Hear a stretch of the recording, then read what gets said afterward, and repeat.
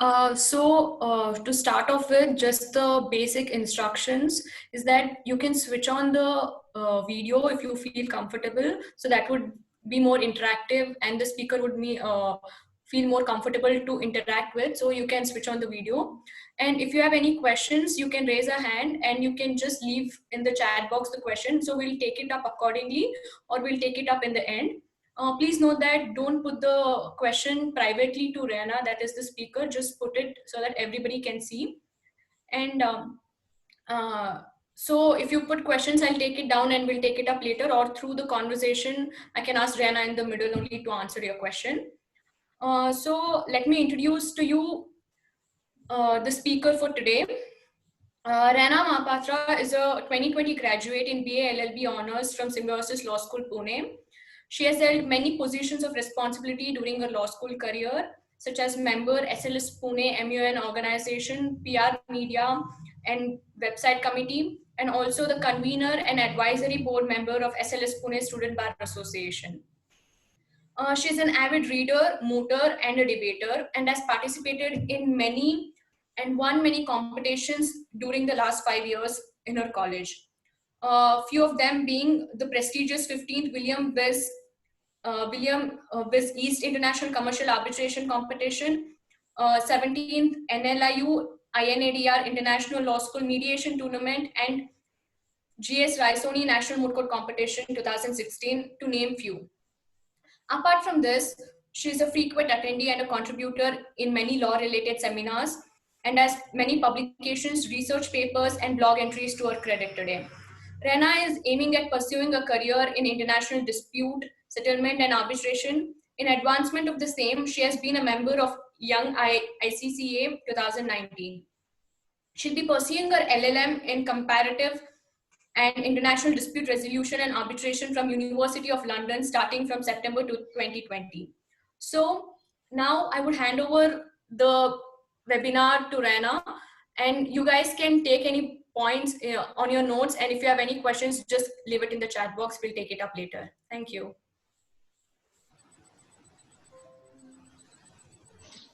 Hi, I'll just check. Am I visible?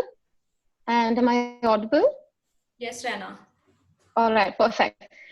So good evening, everybody. My name is Rana Mahapatra. And at the outset, I think I would like to thank Uniqlo for inviting me for this opportunity to speak to everybody. And at the same time, thank you, Roshna, for introducing me. So today I'll be speaking about your application for LLM specifically in the United Kingdom. And before I begin, I think I do have a presentation which is there. So can I just see if that's up for you? Just give me a second so I can get that set up and we'll begin with it shortly.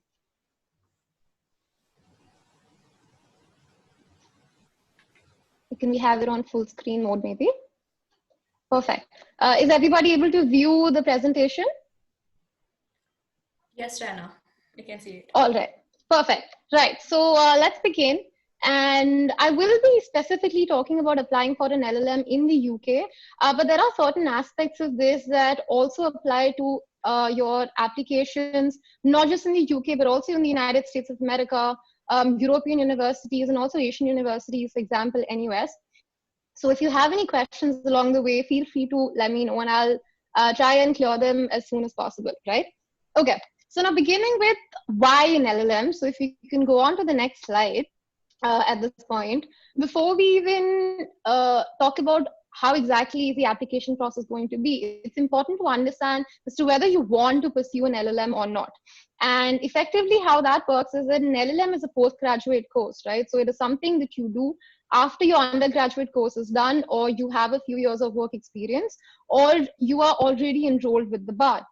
A question that I think I have been asked, and also a question that I had before I began applying for my LLM, is that what exactly is a JD and how is it different from an LLM? Because it's something that keeps cropping up whenever you're trying to apply for an LLM. So an LLM or a Master of Laws is basically a secondary degree, like just I mentioned. So it's something that you do after your undergraduate course. However, your Juris Doctorate, which is your JD, it is something that you do as a secondary law degree, which is necessary to sit for the bar examination in a lot of countries, including the United States, correct?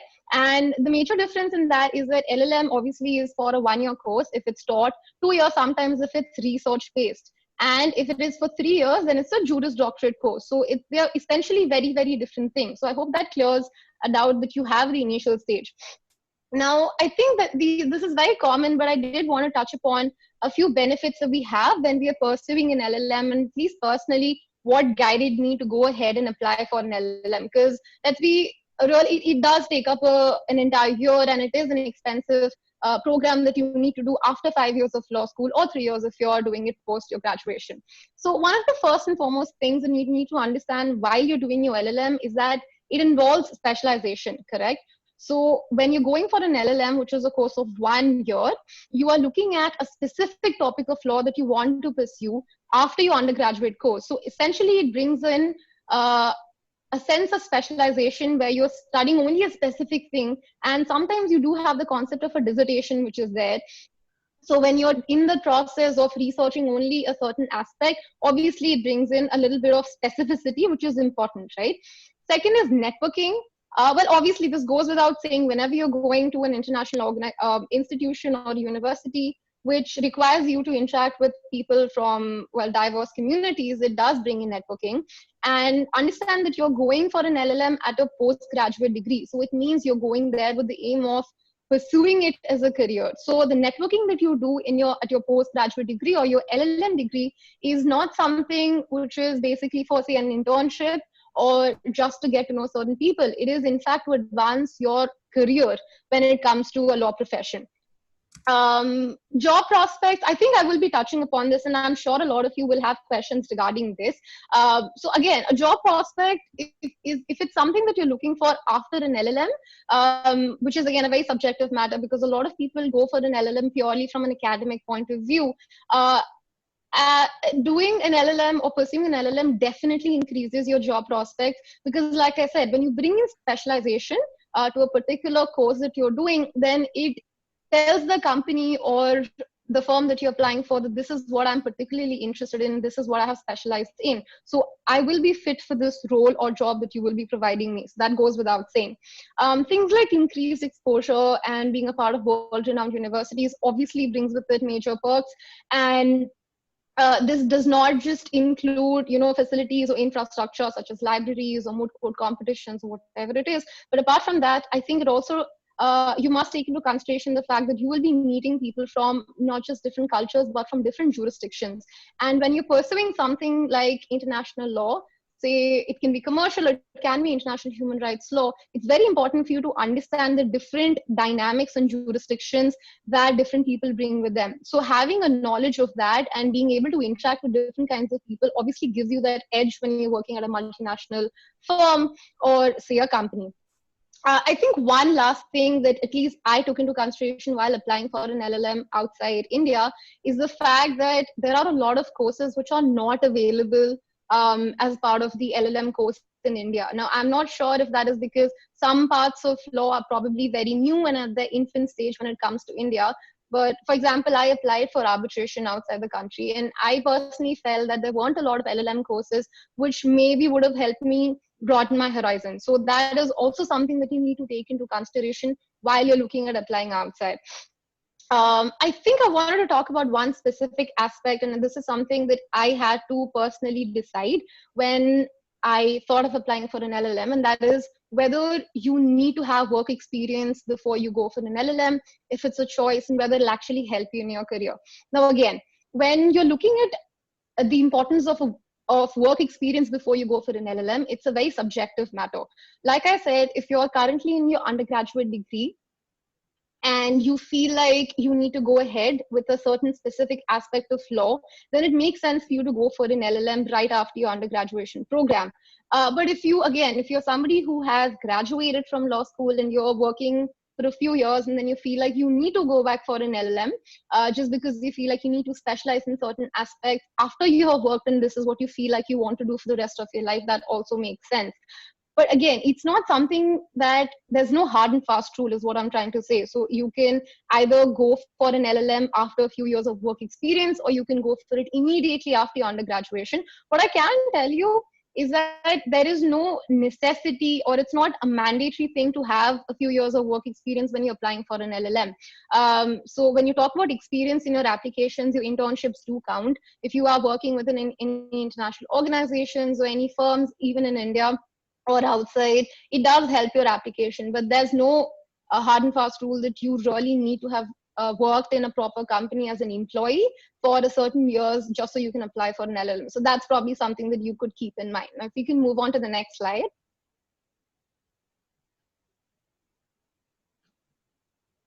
Right. So what I'm going to do is, when we're looking at applying for an LLM, I'm going to divide the entire process into three important aspects, right? So first, I'm going to talk to you about the pre-application stage.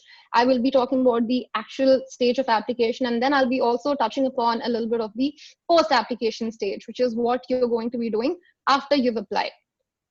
So when it comes to your pre-application stage, there are two important questions I think that you need to decide, and you need to sit down with yourself, and this needs to be done not right while you're applying, but this needs to be done before you've applied, say around maybe 1-2 months in advance. In fact, personally, I feel like this is something that you keep thinking about and evolving in throughout your 5 years of law school. So the two important questions that I keep talking about over here is first, selection of courses, and the second thing is selection of universities, right? So selection of courses basically means what exactly you want to study when you're going for an LLM. So it can be the subject matter or the field of law that you want to go for. And the second is selection of universities, which is basically what institution you feel like will be the best for you when you're going for an LLM. Now, do remember that when you're applying or when you're thinking about both of these things, it isn't necessary that you have to decide one before the other. A lot of students first look at the courses that they want to go for and then go for the universities that are good in those courses and then apply for that. Some of the people go ahead with the opposite thing. So they first look at universities based on their repute, based on their rankings, and then they look at the courses that provide them the opportunity of studying in that university. In my opinion, I think this is something that I did. Again, it's very different for different people, but I chose the course first. So I was very specific, excuse me, in the fact that I wanted to pursue international arbitration. So when I decided that, I thought that this is what I'm going to pursue, and then I chose the universities accordingly. When you're looking at a course, or when you're selecting the course that you want to pursue, there are certain things, again, that you probably need to keep in mind. And I think the two most important things are your interests and your future career plans. Please understand that these are not mutually exclusive. An LLM is a very intensive course. It takes up a huge part of your time and your effort, and also is probably pretty expensive in certain situations. So understand that you need to be interested in whatever it is that you're pursuing. When you're going ahead with an LLM and you probably are required to write a 10,000, 15,000 word dissertation, it does not make sense for you to pursue a course which is probably something that you felt will help you with a job, but is not something that you're interested in. So you need to combine both of these together and make sure that you choose a course which is probably something that helps you grow as an individual in your professional and your personal life. Second thing I think is also the subjects that you've been taking up in your undergraduate degree. So, I mean, obviously, I'm assuming that if you have a 5-year or a 3-year law course, you will be provided the opportunity to look at different kinds of subjects, choose different electives with different professors. And I think that is a great way to see what courses you feel will be good for you. So what you can start off with doing if you're right at the beginning of your law school career is that you can start with taking off different kinds of subjects instead of just specializing in a particular kind. So when you look at different kinds of subjects, you get a vague idea of what you're interested in. And then eventually when you go to your 3rd, 4th or 5th year, you can probably start narrowing down to what subjects you feel like will be a good idea. And then you go ahead and then you specialize accordingly. So that is about selection of courses. Once you've probably decided what course you want to take, I think comes the selection of universities. And again, it's a very subjective thing, but some of the things that I took into consideration while applying for my universities is that, first of all, is, well, taught and research doesn't really come through when you're talking about law school careers, because most of them are taught. However, if you're doing a research-based course, I think it's longer than usual. It's a 2-year course, while taught courses are normally 1 year, right? So research courses are probably something that you can take up if you're going for something related to academics. So if you want to pursue a PhD after your LLM, or you want to go ahead and probably apply for lectureship somewhere, then it makes more sense for you to go for a research-based LLM. Modules offered. Now, how it essentially works in the UK universities is that instead of subjects in your courses, you have modules that are offered. So modules form a huge part of the course content, right? So you have different credits which are attached to different modules that you have. So you need to make sure that you're choosing the courses in the universities based on their module structure and how effective they are for the career that you want to pursue. So make sure that you go online to their website. Thankfully, all of the modules are actually available online, so you can check if it's something that to your liking. And certain universities specialize in certain kinds of modules because that's what they're known for. They have professors that are very, very experienced in the fields that they're teaching. So that's something that you can take into consideration. I will come to ranking in the end, I think, because it's something that a lot of people would be interested in talking about. But the two other things that I think you need to take into consideration while you're talking about selection of universities is the professors, the guest lecturers. This goes without saying, if you have certain professors who are associated with certain universities because they are the alumni members, or because they've just been professors that have been teaching in these institutions for quite a while, then it's an added plus. Because if you're somebody who's interested in a particular course and you've been influenced by this because of talking to or reading the material which is being provided by, say, a particular professor, then it makes sense for you to go to these institutions because your chances of getting to interact with them is higher when you go to these institutions. Location of institution, I think, is a major factor when you're looking at selection of universities, because when you have so many reputed universities, sometimes the location plays a huge role, especially probably if you're looking at something like a commercial law firm career. It makes more sense, for example, say if you're studying somewhere in London, because you have a lot of the major firms which are headquartered in central London.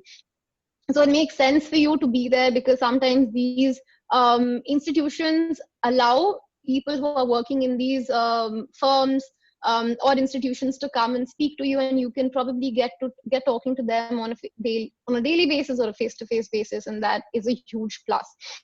And when it comes to ranking, again, like I said, if it doesn't really make sense for you to go to an institution or university merely because of its ranking, if it's not providing you a course which doesn't really help you with your career aspirations. So, but yeah, it's very subjective. So ranking as a concept, again, you cannot go by any ranking. So if you're looking at certain rankings for institutions, make sure that you look at the rankings of the universities in the specific courses that you're applying for, because you have an overall ranking for a lot of universities, which basically talks about the ranking of the university by taking into consideration every single aspect of the institution. But at the same time, you have a course-wise ranking of all the universities. So if you're looking for a particular kind of course, makes sense for you to look at the ranking for that particular course. Something like the QS World Rankings or Times Higher Education Rankings, which is THE, is probably something that you can look at. So make sure that the rankings that you're looking at are reputed and are not something, because there are a lot of websites over there that rank institutions based on certain factors, and make sure that you check the various guidelines, the various factors that these ranking institutions or organizations are taking into consideration while ranking your organizations, right? So this is your pre-application stage. These are the two important things that you probably need to look at when you're deciding what course and what university you want to look at. And if we can move on to the next slide, I think we will move on to what exactly entails the application stage. Correct. So when we're looking at the application stage, well, there are certain timelines to when and how you can apply. So general applications normally begin around September first week and end around June last week. So September to June is the period when you can make your applications through UCAS, which is the portal that I'll be talking about later. Now, if you're looking at early board applications, sometimes early board applications do help you with things like early accommodation, early scholarship. So you can look at individual college applications by checking their website. They do start sometime around August and September first week. So that's something that you can look at. Again, if you have the institution allotting or providing you a guaranteed offer, it makes on a rolling basis, and it makes sense for you to apply as early as possible, because then you will, if you apply say around September, you can know if you have been accepted by November or December, and that's how soon it works. So if you're not selected, for example, then you can go ahead and start applying to other universities. So that's something that you can probably look at. And a lot of students do go for early bird applications so that they can get the perks and benefits of that.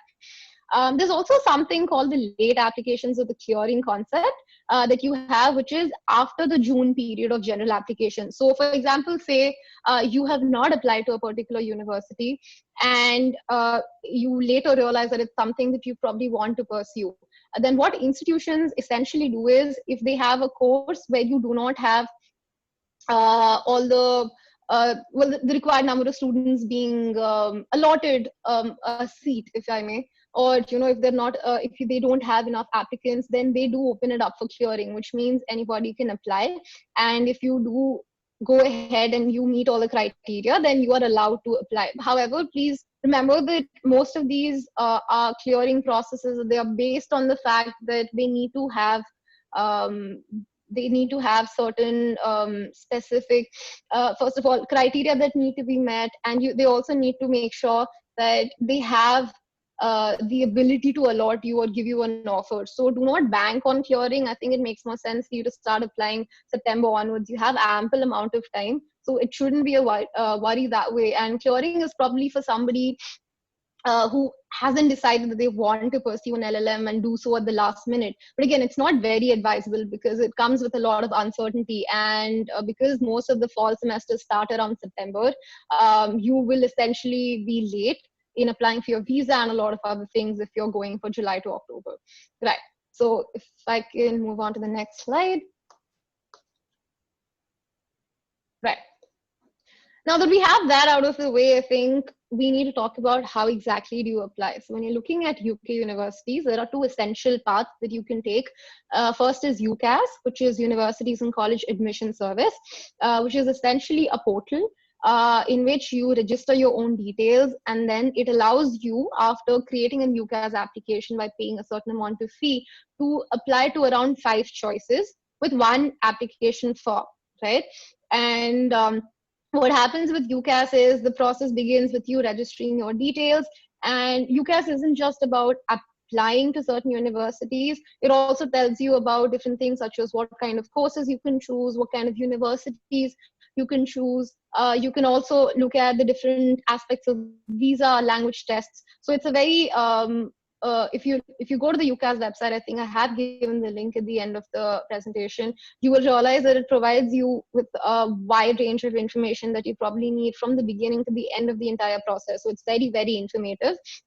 If anybody is looking at an LLM, I suggest this should be your starting point. You can go and you can look at the information and the FAQs on the website, so you can see how to begin this. Now, UCAS lets you apply from 1st September to 30th June, which is what I mentioned in the previous slide, and you do have an application fee.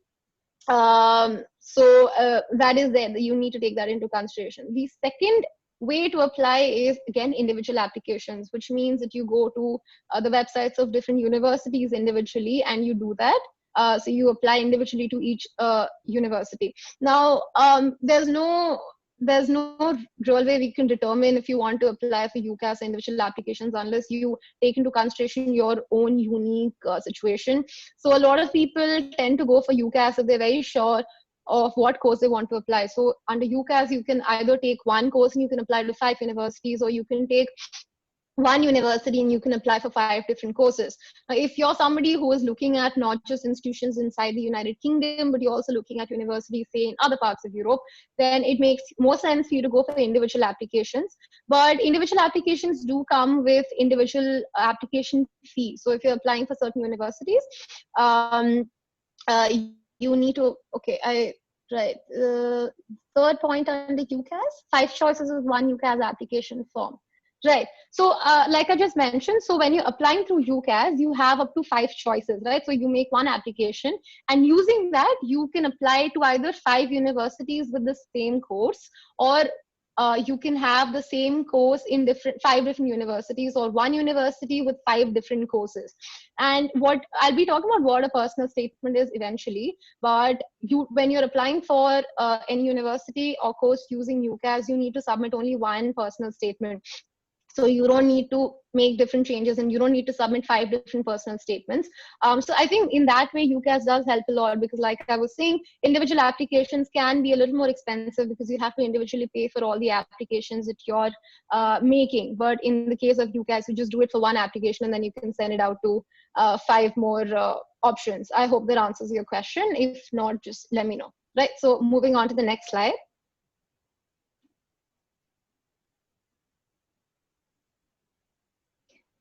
I think once before the slide changes, till it actually changes, I'll tell you about basically, I think now we'll be talking about the different kinds of documents that we need to take into consideration. So once, say it's around August, your application process starts around September. And what you need to take into consideration is that there are certain documents that you need with you so that you can finish the application process. And a lot of the time, students do not take this time period into consideration because you feel like you can start the application process here on August and September, and then it should get done within 1 month or so, or maybe 14-15 days if you just work on your SOP, that's all. But oh yeah, we can move on to the next slide.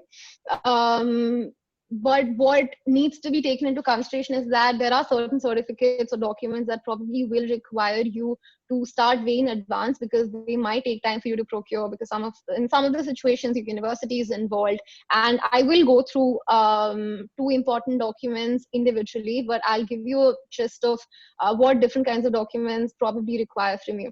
So starting off with passport, again, it goes without saying that if you're going for an LLM outside the country, you need a valid passport. So that's something that you need to have with you. I will be talking about language test certificate and SOP or statement of purpose later. Coming to letters of recommendation.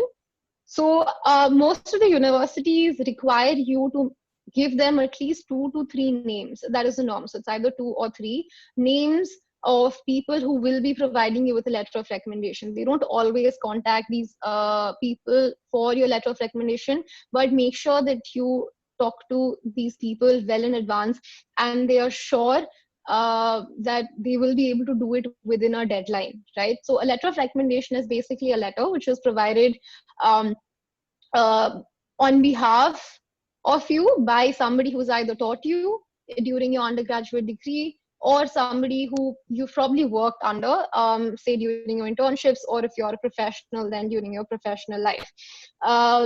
Now, if you're a student, it makes more sense for you to provide the details of a professor, because they're looking at your academic work instead of your professional work. But if you're somebody who's been in the working sector for a while, it makes sense for you to give the details of probably somebody that you've directly worked under, because they will be able to talk to the admissions department about how exactly you are as a worker and what your skill sets are. Now, essentially what happens when you're applying for an LOR is that you provide the details of the person who will be providing you the LOR, and you cannot provide the LOR yourself. The university gets in touch with and communicates with the people who will be providing the LOR on your behalf, and they have to upload it themselves. So if you're doing this, make sure that you explain the entire process to the person who will be providing you with the LOR. Make sure that they understand the technical difficulties that might come up with the entire process, and make sure that you are there to maybe physically guide them in case they require it. Because sometimes it has happened with some of my friends that you provide the details of people who are supposed to provide you LOR to the university, and because of whatever differences in time or technical issues, that hasn't been done, and that can seriously affect your application in a negative manner. So make sure that you talk to them well in advance, because it's something that is out of your hand and needs to be done by a third party.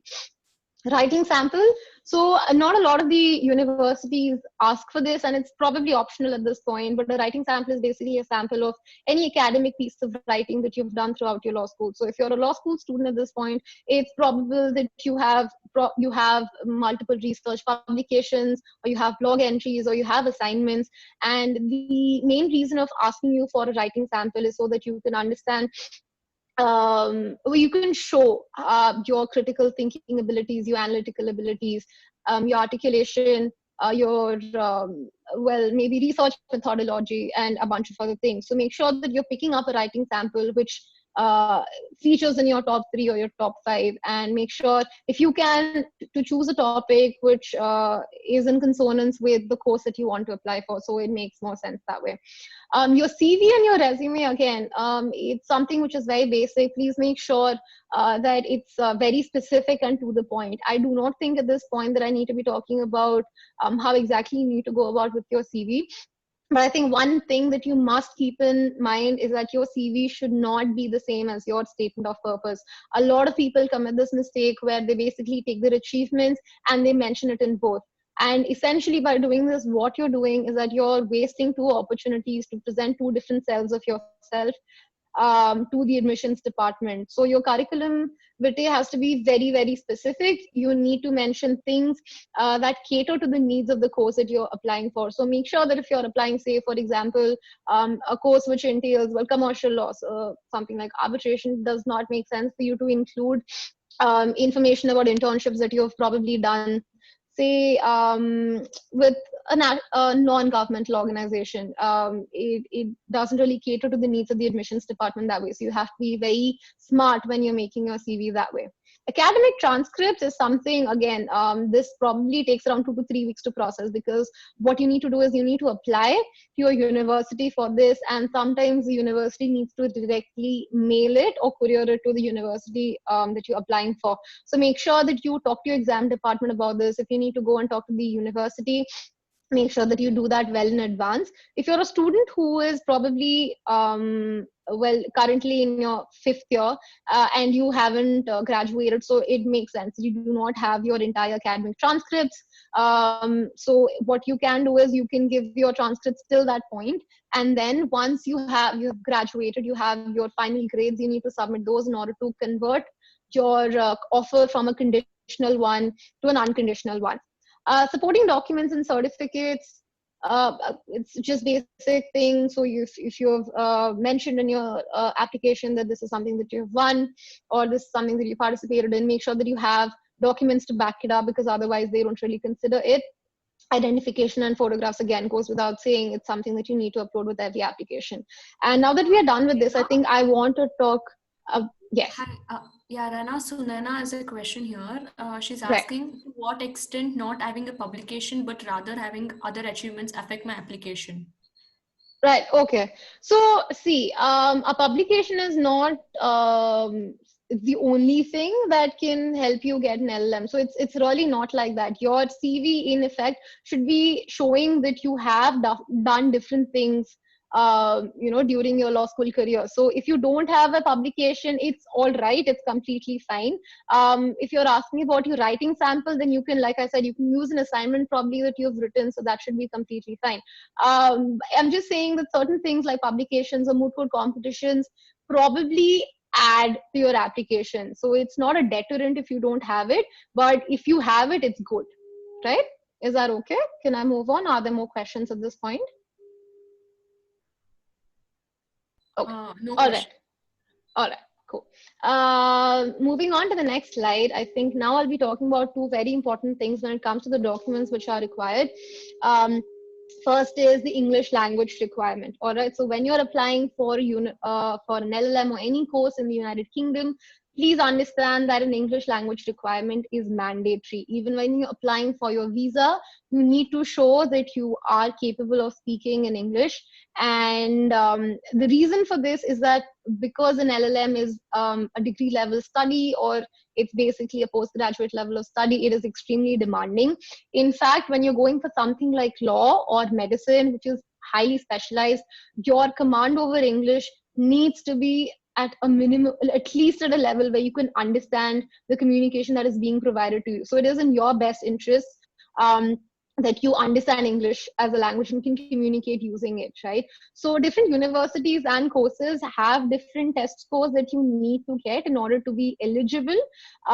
So what they do is essentially when you're applying for a course or a university, you can look at the minimum English language entrance requirements for different tests on their website itself. So that shouldn't be an issue. If it's something that is not mentioned on their website, which is very unlikely, you can get in touch with the admissions department and ask them. And some of the tests I think I've mentioned. So there's something called IELTS and TOEFL. So these are the two most I think popular ones, so you can take these tests. They are available in India. I have included, I think, their websites and links on the last slide of this presentation. Now, the good thing about these tests is that they are valid for more than just a year. So they're valid for 2 to 3 years. So it makes sense if you cannot apply this year, you can still take the test and you can use the scores later.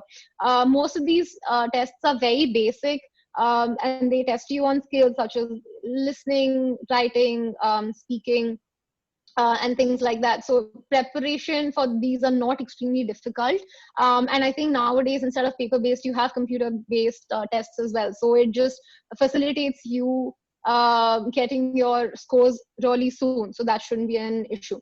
Again, if you're not able to get an English language requirement certificate within time, then universities do provide preparation classes and exams. So these are courses that you need to take after going to the United Kingdom, but they are pretty expensive, and I don't think they're very necessary, because if your medium of communication or study till your undergraduation level has been in English, it's very easy for you to just take these tests and have a certificate instead of going there and taking a test. So that's what I would recommend. Just get done these tests when you know definitely that you're going for an LLM. And well, apart from the tests that I've mentioned over here, there are a few. Even I think this year or the year before that, you have Duolingo tests that are being accepted, and information about this can be found on the British Council website. So it's not something that you need to look for. It's completely fine. You can just go on and check the websites, and they'll have a list of tests that you can take, and also the kinds of tests and kinds of formats that they have for you to take the tests. Right. Now, I think if we can move on to the next slide, I'll be coming to the aspect of a statement of purpose, right? And I think this is one of the most important factors when you're applying for an LLM. It essentially can be make or break. Statement of purpose, which is also known as a motivation letter, is basically a document which ranges from something between 500 to 1,000 words, essentially, in which you write certain things that range from your skill sets to why you're interested in the course or the university, and then you send it across to the university that you're interested in. And why it's so important is that it's your one chance of letting the admissions committee know what exactly you stand for and why you're the best candidate for being granted an offer from the university, as opposed to other students, right? So as opposed to your other documents that you have, this is the one thing that you write yourself from start to finish. And admissions committees do give a lot of importance to your SOP. So when you're approaching your SOP, please be very careful. Make sure that you read it again and again, and do not leave it till the last moment. This is something that you probably need to start working on maybe a month in advance or so minimum, so that when you're finally uploading the statement of purpose, you're very happy with whatever it is that you've done. And what I'll be talking about, I think I'll be giving you a brief of what an SOP entails, what all you need to include in it, and what are the things that you need to keep in mind when you're writing an SOP, right? So if you can see on the right, I've divided the entire SOP into 3 different aspects. So you have the introduction, you have the body, and you have the conclusion. Like I said, an SOP normally ranges between 500 to 1,000 words or 850 to 1,000 words. And so that's 2 pages. That's not a lot of words. So you need to be very, very precise with what you're writing. So once you start with your introduction should normally talk about a brief introduction about who you are. Please mention very specifically what course you're interested in and what your career aspirations are. So you need to mention what course you want to pursue in what university and why you want to do it. And that is just 2-3 lines, right? So that they know in the beginning that this is what this person is going to talk about. So make sure you're very precise with that. Your body, I think, again, is very important. So that's where you talk about why the course you want to choose is being chosen by you, why the university, and along with that, you need to talk about your previous career. It can be your law school career, it can be if you've been working, what you've been working on, and the skill sets and the recent activities that you have been indulging in. So understand that your SOP is essentially very, very different from your CV, like I've mentioned, because it does not just mention in bullet points what it is that you have done in your law school career.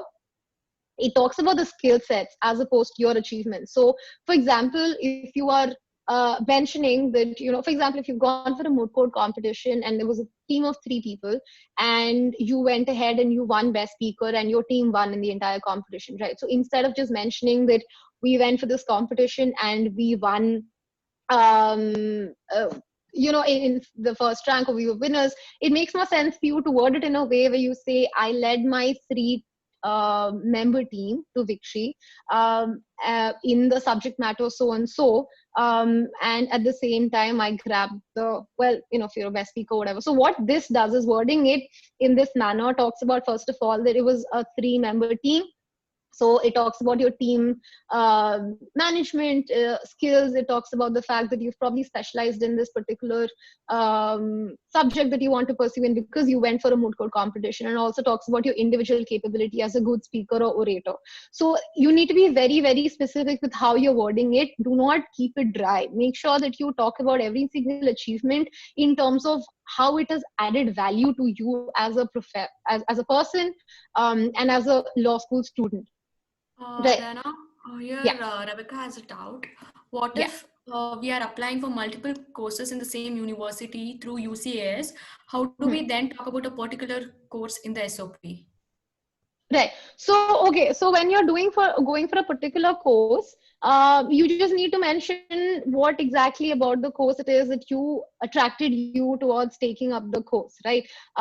So like I said, you can either use one university, 5 different courses. So in that situation, in your SOP, you talk about why you want to choose the university. And when you're applying for one course in multiple universities, you talk about why it is the course that you want to pursue. So that will again have to be changed. So it's something that happens in UCAS. You need to submit one personal statement. So it's not something that you can change. And then they won't really be looking at why their university, because then they know that you've written one personal statement for different kinds of universities, but the same course. So then they'll be focusing on that. That's not something that you have to worry about. But this is talking about when you're applying for a particular university individually, then you need to mention why the course, why the university, and make sure that you sound like you've done your research. Make sure you look at what professors are teaching in this university, what are the various benefits that maybe the students of this course or this university are getting. Mention it so that they know that this is why you're seeking to study in this university. Show them that you have research about the course or the university, right? And then again, when you talk about your conclusion, you need to again talk about your further academic interests. So make sure that you mention that this is what I want to do with an LLM. They like people with drive, but they also like people with direction. You need to tell them that this is how the LLM is going to help me in my career, so that it's something they can well understand, and then see if your LLM, the LLM that you're seeking to do is something that makes sense in your career. It's something that you're doing just for the heck of it, right? Please also, again, when you're concluding, mention what you're going to bring to the table, not in terms of, say, your skill sets as a law school student, but also as a student in general. So for example, say if you're somebody who's been studying in a university where you have people from all over the world or the country, it makes sense for you to mention that and say that you're good with diversity, that you can add to the culture of the place. So things like these do help. If you have volunteer work that you've done in your undergraduate degree course, mention that so they know that this is what you will be doing when you go to their university, right? So mention that as well. And I think one added factor that I was told personally by my senior to add is how you can help your own country. So when you're going for an international course, they like seeing students who probably mention that, I want to finish this course in your country, but I also want to come back and help my country in so and so way. So it makes sense for you to be talking about that as well. Moving on to the next slide, I think I want you to keep a few things in mind when you're writing your statement of purpose. Right. So like I already mentioned, on the left, if you see, there are 4 to 5 different things that you need to keep in mind. Is, first of all, takeaways, not achievements. Like I said, do not talk about your achievements in a very dry sense. You're just saying this is what I won in this competition. Talk about what skill sets you have acquired because of being a participant in that competition. Personalize. If you are applying for a university in an individual manner, then make sure that you personalize. Do not write a very generic statement that I want to apply to this university in the UK because it is in the UK and because UK is a great destination. They know that. mention as to why you want to choose that university, mention location, maybe it's in London, maybe that helps you get a job, maybe the career services in that university is really something that you look forward to, maybe they have, say, an internship with a permanent code of arbitration that you are interested in. So personalize and make sure that they it comes across to them as the fact that you are somebody who's very, very interested in this course comes across very in a very well stark manner. Specific and unique, like I said, you need to personalize. And the last thing is aptitude and skill set. So if you see on the right, I've talked about and I've mentioned a few skills that you need to make sure you're covering in your SOP, because these are very, very basic skills that you need to show that you have an aptitude for a LLM. So you have things like communication skills, leadership skills, experience, time management, aptitude for learning, clarity of thought. Yes. So there's one more question. Talking about the achievements that add up to the course we want to further pursue, what if we have explored multiple areas and not the specific one we are looking forward to do LLM in? How does it affect our application? Okay. See, again, like when you're writing your your statement of purpose, you need to spin it in a manner, because it's basically your own personal story that you're telling these people, right? So, instead of example, say if you couldn't decide till the end or your fifth year as to what exactly it is that you wanted to pursue your LLM in, what you can do is, say you mentioned, this is what I did, and these are the varied things that I did, and after doing all of this, after having knowledge about these particular aspects, this is what I finalized on. So my research is extensive because I have looked at all of the different kinds of subjects that I have, but this is what I have finalized on. So you can spin it in a manner where it helps, right? And they are looking for well-rounded personalities. So for example, if you are somebody who has been inclined towards human rights, this was my case. So I, at least for the first 3 years of my law school, I was very, very sure that I wanted to pursue a career in human rights law, but then I went ahead and applied for an LLM in arbitration. So I did use that information. I didn't just let it go away. What I did is I used that information to say that this is my volunteering experience. This is how I have contributed to the society, and I want to use. But you can use arbitration to help people in certain manner. So you can mention that. So it's okay as long as you use your information smartly. Don't just put information out there saying this is what I have done, and just expect them to understand what skill sets you have. So make sure that you mention what it is you're doing, and it should come across if you word it well. Right. So I think these are the skills. There's one more question that came up, Rana. Yeah. How exactly is it ideal to mention in my application that one does not want to settle in that country, but rather work in different countries, but at the same time contribute to their own respective country? Because law is something which is global and one cannot really decide beforehand if they want to come back for sure. Okay, sure. See, now it's not necessary. When I said that it's something that you can add to your recipe, I'm not saying that it's something which is compulsory, right? So again, if you're somebody who wants to maybe travel to different parts of the world and explore the legal jurisdiction over there, it's completely fine. You can add that to your CV as well, which shows the fact that you're inquisitive, the fact that you have an aptitude for learning different things. So that's completely fine. I've just given a few examples of things that you can probably add, and that's all. Right.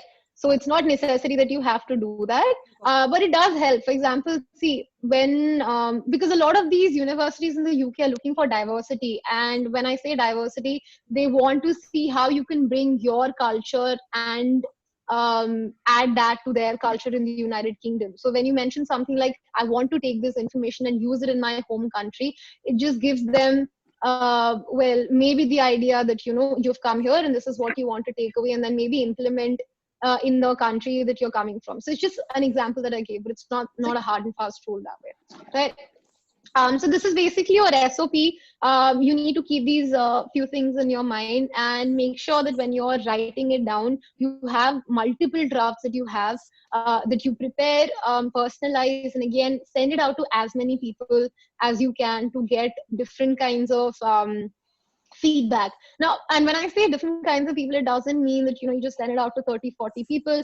Make sure that you trust these people and these people understand you as a person, so they can tell you, because normally what we tend to do is we sound very professional when we're writing any document, for an LLM application, and it doesn't, our personality doesn't really come through. So make sure that you interact with people and you discuss and debate and finalize on a draft of your SOP that you're really, really proud of. Please give a lot of time to your SOP, because like I said, it can make or break your application, right? Okay. So now that we are done with the SOP, I think we'll move forward to the next slide. Right. Yeah. So when we're talking about financing an LLM, I did want to touch upon this a little bit, although it's something that will probably come at a later stage. Now, you have multiple options when you're looking at financing your LLM. Something like self-financing is always an option. You have two other options if you can't really self-finance, but that's not an option. First is scholarships, grants, and bursaries. Scholarships are basically financial aid that you're given based on your academic merit. Bursaries are financial aid that you're given because you're in need of finances. So they are slightly different things when it comes to the United Kingdom. Make sure that you research properly when it comes to these kinds of things. So a lot of these institutions have a specific deadline for your scholarship applications. Make sure that you read through properly and you apply well in advance, because applying early is the key to getting a scholarship. And you have scholarships which are applied by the universities that you're applying for, but you also have scholarships that you can apply for in India as well, which covers basically certain universities. So make sure that you research well in advance, then you apply. Again, loans is something which is always an option. So make sure that you research on the same, because you need to look at multiple things such as interest rates, and a bunch of things. Even when you're looking at self-financing for that matter, make sure that, so when you're applying for your visa, you will have to show finances for applying for an LLM, right? So make sure that you look at, if you go to the UK government website, you will see the requirements that are there for self-financing. So make sure that you read it well in advance and understand the implications of going for an LLM, because if you can't show your financial ability to meet the requirements, then getting an LLM is, it's going to be difficult leaving the country and going for it, because it does have a lot of additional costs. Yeah. So there's one more question from Anurag. It says, does my current university matter regarding my chances of acceptance? But not really, no. So when you're applying for an LLM, what they will look at is your academic history. So how well you're doing in whatever university you're in. It's understandable that you're applying for an LLM after the university that you're studying in, because you probably want to promote yourself to a better educational institution. So I really do not think it'll be a factor, but make sure that you can show that given your circumstances of whatever university you're in, you are able to make the best of the opportunities that you've been given. So if say you are from an institution that does not have a lot of opportunities for you, make sure that you mention in your SOP how you created opportunities for yourself, and despite the odds went ahead and have a CV that probably shows your ability to go ahead and create opportunities for yourself. So make sure that you think that way. If I can, I think, go to the next slide. I'll be talking about, we'll be ending with the post application. There's one more question. Yeah. It is observed that an Indian student can't take admission in foreign countries the same year they've graduated. A student is needed to spare a year and then can apply for admission. Does this apply to specific country/college or every foreign country or institute? Well, let me just get this right. So is the question along the lines of the fact that a person, if he's graduating, cannot go for an LLM in the same year? Is that the question? Yeah. Okay, I don't, that's not always true. For example, I'm graduating in 2020. I graduated, I got done with my final examinations around March or April, and I'll be going in September 2020 for my course. So in the UK, the semesters normally start in the fall semester starts around September. You also have January intake. Especially now in the COVID-19 situation, some of the courses have been deferred from September to January. So it's nothing like that. If you're talking about the fact that you are not able to provide your documents because you haven't gotten them, then a lot of the institutions look at your academic transcripts before this and they do give you a conditional offer. So I do not think that should be an issue. If you are graduating this year, you can definitely go for a fall semester in the same year itself. I hope that answers your question. And now I think I wanted to go ahead with the post-application stage, because even though you're done with your entire application, there are still certain things that you need to keep in mind, certain documents that you probably need to have with yourself so that you can convert your offer from conditional to unconditional. So how it happens is, like I said, you can get the decisions on your application either on a rolling basis, which means they normally take around 3 to 4 weeks to get back to you about it, or what they can do is they can wait for the entire period and then they can get back to you about the decisions. Normally it happens on a rolling basis. So when you have your decision and you maybe have gotten your decision, say from 2 to 3 universities, and you have to narrow it down to one university that you really feel will be something that you want to pursue in, and then you give your acceptance. Normally these institutions provide you a conditional offer. Now the offer is conditional on you either clearing, like I said, your English language requirements, so it can be an IELTS or TOEFL, whatever it is. It can be dependent on the fact that you have not submitted all your documents. So like I said, when I received my acceptance from the university that I'll be going for, even now for that matter, I do not have my final grade sheets. So my offer remains conditional till the time that I can upload my final grade sheets, and then it becomes unconditional. Now, once you're done with your offer being converted into an unconditional offer, what you get is your CAS number, which is your certificate of acceptance for studies. Now, the CAS number is given to you individually by the university itself, and your CAS number is basically the number that kickstarts your visa application process. When you're going for studying in the United Kingdom, you will have to apply for a tier 4 visa, and there are certain things again that you need to take into consideration before applying for a visa.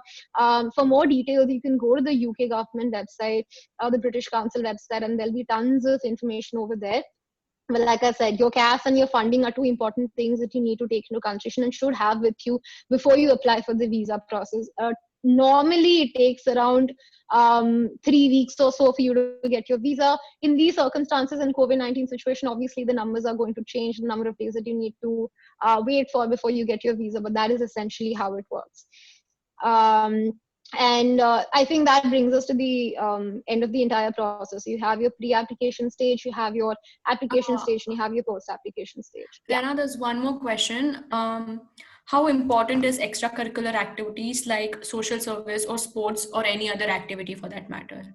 Oh, very important. So I think when you're applying for a postgraduate course, at least apart from, I will say this, in the UK universities, they place a huge amount of importance on your academics, but at the same time, like I said, your SOP and your CV and your letters of recommendation should definitely reflect the fact that you're not just a good student, you're a well-rounded individual.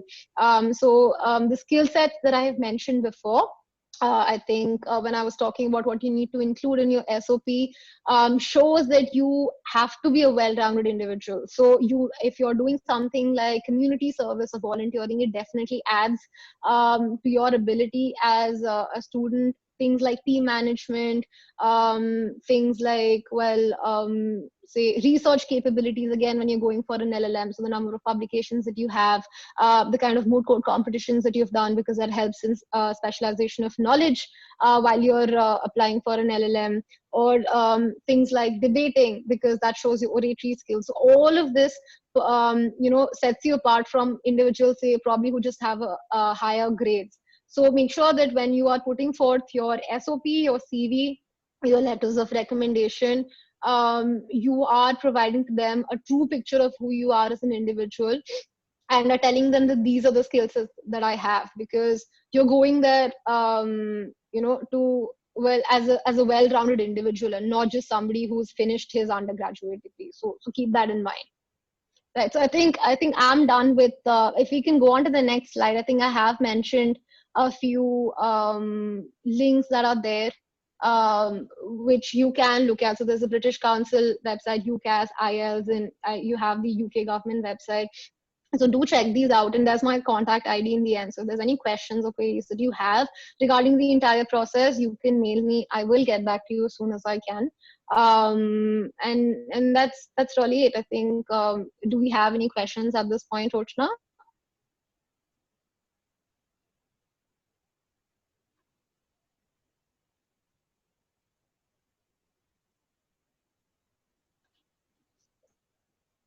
I think, see, I do see a question right now from There Rebecca. are Yeah, some more questions, yes. So there's sure. one question.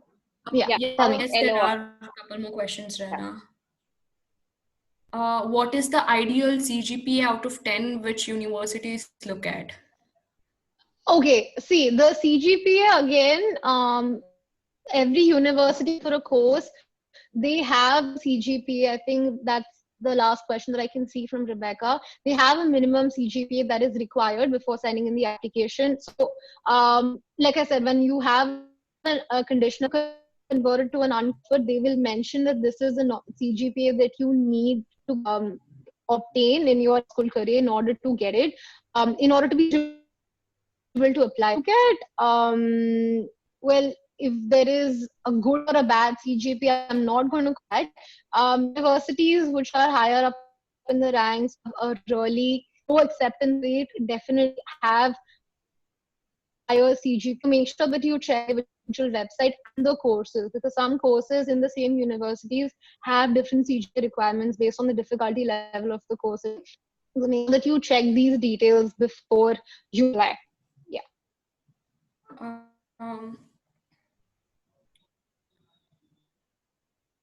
I see a question from Rebecca. Just feel free to let me know whatever questions you come across. I'm just reading up, so I'm coming across a few questions.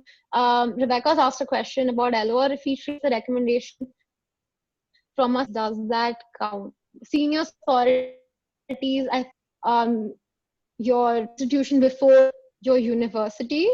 And if that is that's what you're saying, well then I wouldn't recommend it, because you have 5 years of law school. Some situations against it, because if you're not able to provide them with an LOR from some, maybe in your 5 year law school, it can maybe paint a picture that you have interacted, or you don't have somebody who can vouch for your skill sets during your law school career, because the kind of skills that they're looking at are very, very specific to law school. Some things like research or publications or legal reasoning. These are things that only professors can talk about. I think it makes a lot of sense for you authorities. What is, I think, if you've interned under somebody who is an expert in the which coincidentally maybe you're applying for an LLM in, because then it makes sense. They can talk about your skill sets in that particular field of law. That really helps. So you did that as well for your LOR. How do you suggest to go about the LOR, and how many LORs are required? Okay, you require around 2 to 3 LORs depending on what university you're applying for. Minimum is 2 normally. When I say, so like I said, you first have to approach the people that you feel like will be able to, and normally, well, like I said, they need to upload it. They need to provide the documentation directly to the universities. In most of the cases, it's very rare that the universities allow you to upload it on behalf of the people who are giving you the LORs. Frankly, I will tell you, it is a matter of fact that sometimes people who are giving you these LORs do not have the time to sit down and hire LOR for you. So you need to guide them, because at the end of the day, they will be uploading it for you. So make sure that you provide them with all your achievements, skill sets. You do the research, provide them with the list of you need mentioned in your LOR, and make sure that before they, if it's possible for you at all, make sure that you talk to them and see that these are the things that are mentioned. If there are people who will upload it, without consulting, obviously, again, that's a different.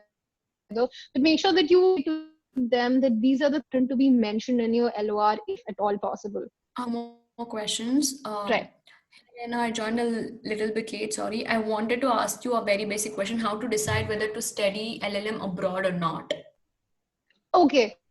See, like I mentioned in the beginning of the webinar, it's a very personal decision. It depends on multiple factors. I think one of the most important things being what are your interests and what are your future career aspirations. So, see, if you want to do an LLM uh, in a subject that is, say, that, well, you can find in, say, Indian universities, or you feel like the job market for it in India is good, then you don't really need to look at an LLM. It's a very personal decision. But some of the things that you will get in probably an international university with good world repute is networking. Like I said, you will get a lot of diversity. And if you're looking at subjects which are of international nature, for example, international human rights law, international commercial arbitration, it makes sense for you to go to universities that probably will have students from all over the world, because it'll help you understand the different jurisdictions, the different requirements of different countries. So just think about it, see what subject it is that you feel like you need to go ahead with. If you feel more comfortable studying in India and pursuing an LLM over here, that's completely fine as well.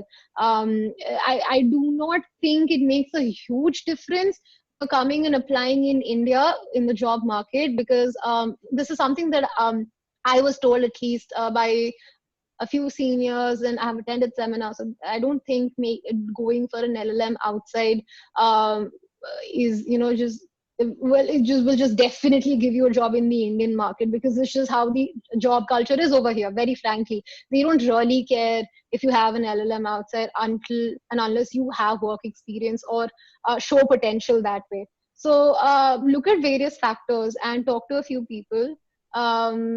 Do make sure that you research well in advance. If the courses that you want to apply for are available in India, then sure, go for it. There's absolutely Now nothing we have wrong a few with more that. questions coming up.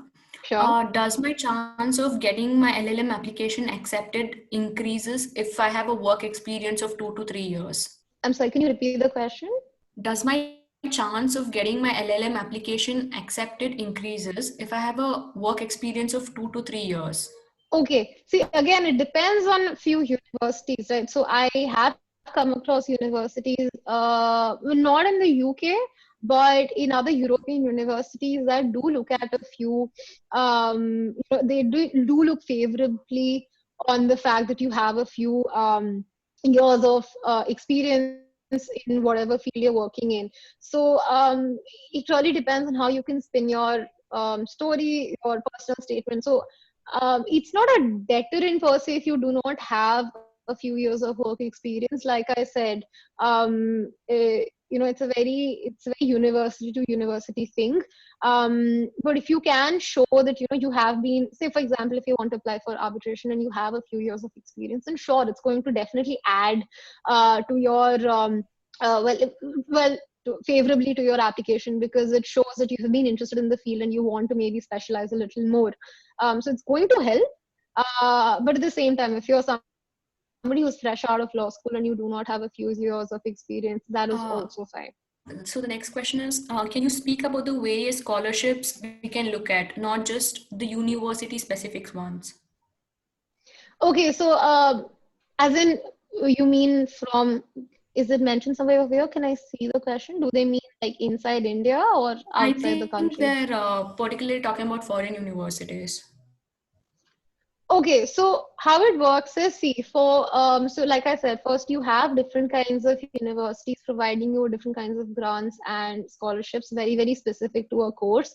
What other like even in the same universities, instead of just a direct scholarship which is available for a particular course, what they do have is they have scholarships which are available for people coming from different nations, right? So, like for example, I think I applied to a university and they had a scholarship application process which was very specific to students applying from India. So this, again, I cannot give you a list of scholarships that are available. What I can say is that almost every other university in the UK, they're very, very they're very open with providing scholarships, bursaries, and grants. So you can go and check the websites of the universities that you're really looking at, and they will have certain lists over there.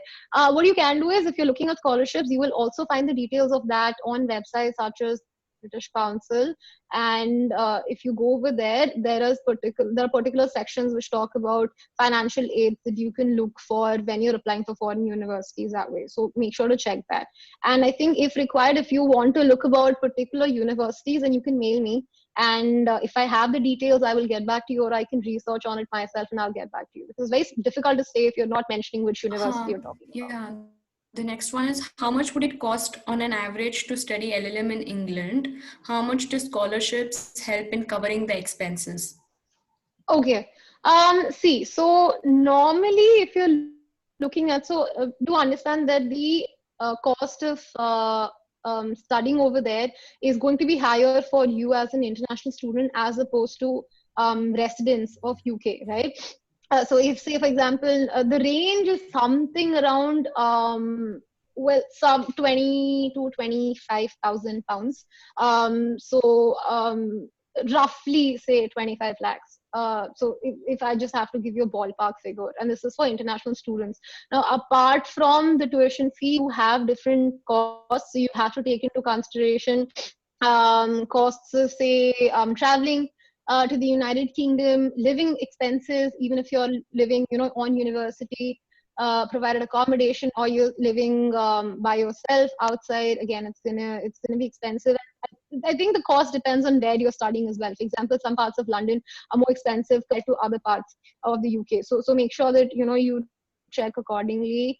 Your university, I think, will provide you with when you eventually have accepted the offer, you talk to them about the visa application process. They will guide you about the amount of money that you will be required to spend in totality. They'll give you a ballpark figure. You will also have living expenses that they will be mentioning to you. So all in all, if I just have to give you an amount that way, something between, say, 35 to 40, maybe 40 lakhs. So that is for an entire year of an LLM. When you look at scholarships, again, scholarships, they are extremely varied. So it's very rare that those scholarships allow you to, or they provide you an amount which is equal to or more than your entire tuition fee, but they do help you in a significant amount of reduction. So it can range, something between 20% to maybe like 5 to 10%. So it really depends on what kind of scholarship you're getting. But if you're not getting any scholarship, if there's only self-financing, then it can come up something around, say, like 40 lakhs or something. That's the amount in Indian currency. Yeah. So the next one is, how do career counseling centers help, if at all? Career counseling sessions. Okay. So when you're saying career counseling, I'm assuming it means, in organizations that help you with the application processes and stuff like that. Okay, the application process. Cool. So see, whatever I have said, I think keeping in mind, I told it, keeping in mind that, you will be applying on your own. So if you're looking at an agency that will apply on your behalf, the process is something which is entirely different. I cannot comment on it because I haven't really gone through that entire process. It's something that I did during my undergraduate days. So speaking from that, well, it's not, you won't be involved in the entire process, but I think when it comes to things like personal statements and your achievements and your documents, they will be referring to you, and they will be letting you know that this is the kind of documents that we are providing to the university. But I don't think I'm in a position to comment on how it goes with them, because I haven't really taken the help of any career oriented services that way. Yeah, so they've clarified the earlier question. So Sisira asked a question about scholarship, right? So they wanted to know about scholarship that we get from our country also, like Aditya Birla Scholarship or Mahindra Scholarship, Cornell, Sorabji scholarships, etc. So they want to know a little bit of that as well. Right. So see, like I said, so when you're applying for scholarships or grants, it can either be from the institution or the country that you're applying for, and can be institutions or your home country. So what these scholarships, how they basically work is that they talk about a cover. So like there's a particular amount of scholarship that you receive irrespective of where you go. Now there are other scholarships also that specifically are granted to you only if you qualify to certain institutions. when you're looking at these kinds of scholarships, you need to apply so it's an entire application process, and it goes side by side, simultaneously with your application process for your LLM. So you need to research on that accordingly, and then you have to apply for it. I haven't gone through a scholarship process inside in the home country, so I can't really talk about the dates per se, but I think I can, from what I've talked to about seniors and what I've seen, is that these are highly competitive. So if you're looking at scholarships like these to cover your tuition fee in something like the United Kingdom, you need to start the process well in advance. And I think it's an extremely rigorous process. It also includes things like personal interviews towards the end. So make sure that you apply well in advance. I think that's all I can say for now. But if you need me to go ahead, and I think you can drop me a mail and I can check it and I'll get back to you. Yeah, Rana. I have a few more questions. Like, what are the future scopes or prospects after doing an LLM for foreign universities, and what are our chances of getting a job there? Okay. Let me list down, I think, the things that you can do after you've done an LLM, as per my understanding. So I think some of the options are, first of all, you can work in a commercial firm, right? So you have a law firm, so you can work there. You have opportunities of working in international organizations or international bodies. You can also work in companies as in-house counsels. Sometimes if you want to go ahead with academics, you can say, for example, if you're looking at a PhD or something like lectureship, you can go ahead with that. Now, if you want to practice as a barrister or solicitor in the United Kingdom, the process is entirely different. You need to go ahead and you need to sit for certain examinations which are mandatory. Unless you've worked here, I think, for a few years. If you've worked here in India, then as far as I know, you have a transfer examination which you need to take, and then you will be eligible to practice over there. But if you haven't done the same, then you need to sit for certain examinations. And normally that happens. So, for example, if you've received a job offer from a commercial firm, then they tend to pay for your examination, and they take the responsibility of that so that you're qualified to practice in the United Kingdom. So that shouldn't be an issue. But these are some of the opportunities that you have if you're doing an LLM over there. There's one more question. How a foreign LLM will be utilized in India? Okay.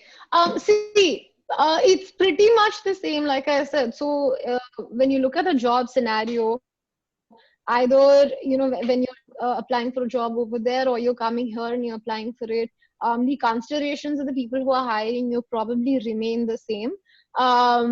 So you bring to table all of the things that you have acquired, all the skills that you've acquired during your LLM.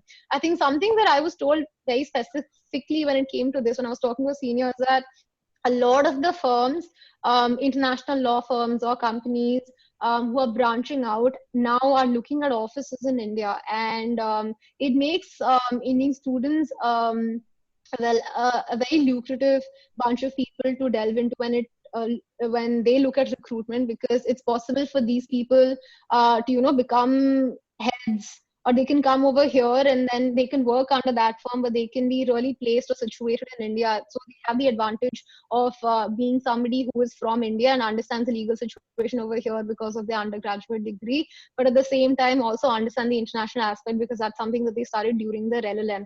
So I think the prospects of somebody getting a job in India after finishing their LLM, keeping aside the fact that it's different for every person depending on the course that they're doing, is immense, because you can come back over here, and if you have a specialization in an LLM, because of an LLM in whatever area of law that you feel like you've done, then it makes more sense for you to be hired in a firm that specializes in that, I think. Yeah, Rana. So one more basic question we had was, what if one is not sure which field the person is interested in? What do you suggest? How should the person figure it out? Okay.